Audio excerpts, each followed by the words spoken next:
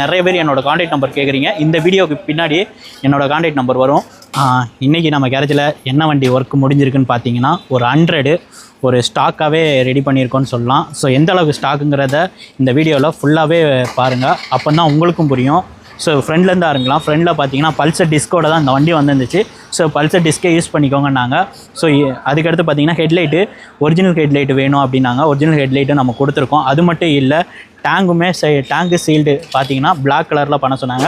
Tank மேலே பார்த்தீங்கன்னா வேலோட simple பண்ண சொன்னாங்க. ஸோ அழகாக அது பண்ணியிருக்கோம். அது மட்டும் இல்லை, ஒரு ப்ரீமியமான கட்சீடு கேட்டிருந்தாங்க, அதுவுமே கொடுத்துருக்கோம். ஸோ சைலன்சரை பொறுத்தளவுக்கு அவங்க சைலன்சரை அப்படியே நிக்கல் பண்ணியிருக்கோம். அது மட்டும் இல்லை, இந்த வண்டி ஒரு பின் டு பின் சொல்லலாம், ஒரு ஸ்டாக்காகவே ரெடி பண்ணியிருக்கோம். ஸோ இந்த மாதிரி ஸ்டாக்காக ரெடி பண்ணோம், உங்களுக்கு மாடிஃபிகேஷன் பண்ணால் கண்டிப்பாக நம்ம கேரேஜை விசிட் பண்ணலாம்.